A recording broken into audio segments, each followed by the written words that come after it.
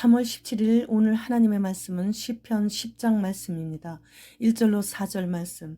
여호와여 어찌하여 멀리 서시며 어찌하여 환난 때에 숨으시나이까. 악한 자가 교만하여 가련한 자를 심히 압박하오니 그들이 자기가 베푼 꾀에 빠지게 하소서. 악인은 그의 마음에 욕심을 자랑하며 탐욕을 부리는 자는 여호와를 배반하여 멸시하나이다. 악인은 그의 교만한 얼굴로 말하기를 여호와께서 이를 감찰하지 아니하신다 하며 그의 모든 사상에 하나님이 없다 하나이다. 본시의 배경은 사울이 다윗을 죽이고자 추격하는 상황입니다. 이 시가 다윗의 시라고 직접적으로 언급은 되어 있지 않기에 저자미상이지만 바로 앞에 9편의 시가 다윗이 저자임을 밝히고 있고 본장이 바로 이어 기록되었기에 저자가 다윗임을 유추해 볼 수 있습니다. 성경에서 선한 사람, 악한 사람을 구별하는 것은 하나님을 경외하느냐, 하나님께 무관심하느냐로 가릴 수가 있습니다.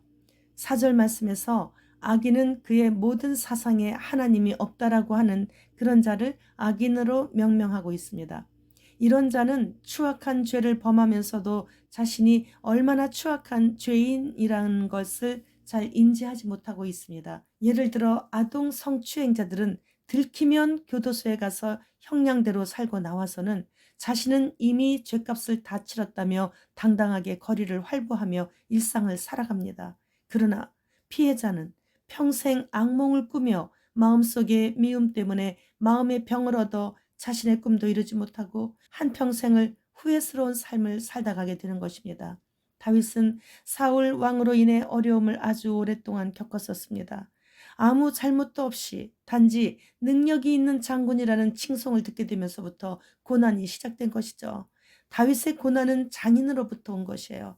차라리 아무 관계도 없는 사람이라면 맞서보기라도 해볼 수 있었을 텐데 상대가 가족이기에 그리고 한 나라의 왕이기에 심적 괴로움은 말로 다 할 수 없는 고통을 주었습니다. 다윗은 젊은 청년의 때부터 10여 년간 두 다리 쭉 뻗고 맘 편히 잠도 못 자면서 동굴로 광야로 숲으로 수백 명의 무리들을 이끌고 다녀야 하니 경제적인 어려움까지 참으로 숨막히는 벅찬 인생을 살았습니다. 그러나 그런 어려움 속에서 의지할 때 하나 없이 떠돌아다닐 때 오직 하나님만 바라보나이다의 삶을 살다 보니 기도의 능력을 받았고 기도하다가 하나님의 실체에 대해 생생하게 체험하는 기회가 됨으로 인해 훗날 통일 이스라엘의 왕으로 백전백승의 승리를 거두면서도 교만하지 않을 수 있었고 긍휼히 여길 자를 긍휼히 여기며 은혜를 갚는 그런 겸손한 선왕이 될 수 있었습니다. 지금도 이스라엘은 무조건 왕 하면 다윗왕을 꼽으며 자랑하고 있습니다. 우리 인생에도 내용만 다르지 누구에게나 십자가가 있어요. 그 중에 누가 봐도 십자가가 엄청 큰 사람이 있죠. 그래서 그 사람을 볼 때마다 안타깝고 걱정스러워요. 그러나 그 사람은 자신의 십자가를 자신만 질 수 있다고 하면서 거뜬하게 지고 어차피 자기에게 태인 십자가인데 하면서 웃으며 사는 것을 봅니다. 그는 최후 승리 후에 진주문을 통과하여 달려 들어가는 것을 자기가 미리 눈으로 보고 있기에 가능한 것이죠. 그런데 아무런 소망도 미래에 대한 그 어떤 기대도 없는 사람은 극단적인 선택을 해요. 그래서 가족들과 지인들에게까지 지울 수 없는 트라우마를 남겨주어 그들의 인생 한 부분에 상처를 남기고 지옥불로 불나방처럼 뛰어드는 그런 어리석음을 보여줍니다. 어제 영상 올릴 때 2022년도부터 기독교 장로교단에서 2023년 올해까지 종전 평화협정 캠페인을 벌이고 있다고 올렸는데요.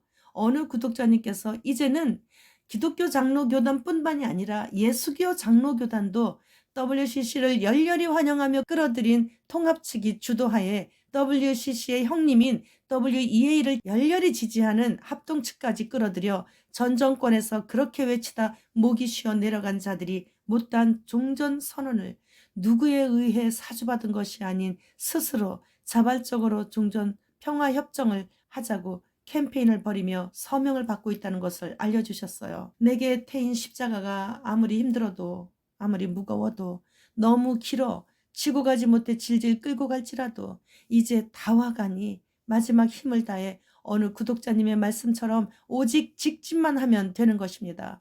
하나님의 나라에 우리가 가는 것이라면 너무 멀고 힘들고 지쳐서 갈 수 없습니다. 그러나 하나님의 나라는 지금 빠르게 우리에게 오고 있기 때문에 그저 우리는 자신에게 맡겨진 사명 감당하며 그 자리에 그냥 그대로 서 있으면 되는 것이에요. 어제는 이란에서 춘분이라고 불꽃 축제를 하였는데 폭죽이 터지다가 수제 폭탄까지 터져서 27명이 죽고 4,000명이 부상을 당했는데 그중 1,000명은 눈에 파편이 박혔고 800여 명은 화상을 입었고 200여 명은 팔다리를 다쳐서 절단해야 한다고 합니다.